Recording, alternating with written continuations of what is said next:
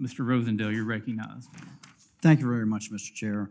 Mr. Chair, I think that the bill has a great concept that it is trying to achieve.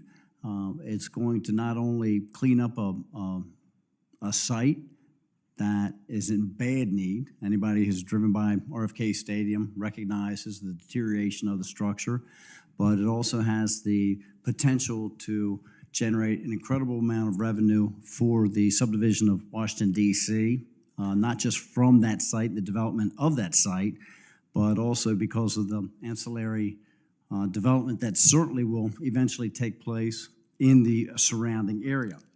My amendment just simply says that once Washington, D.C. does attract, which we understand they're negotiating with now, a developer to develop that site, that developer is certainly going to be paying revenue to Washington, D.C. And while Washington, D.C. will not be paying revenue directly to Interior for the use of that for a 99-year lease, which every one of my colleagues in here has voted against the utilization of public property without some kind of compensation, this amendment is a vehicle that will allow Washington, D.C. to clean up the site.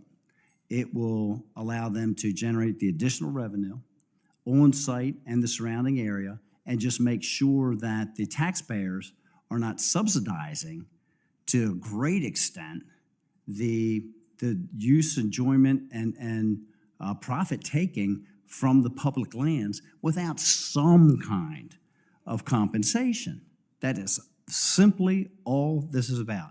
Every farmer and rancher and oil and gas developer and solar farm and wind farm that gets placed on public lands pays into the Treasury some compensation so that the taxpayers get some kind of benefit from the revenue that they are generating.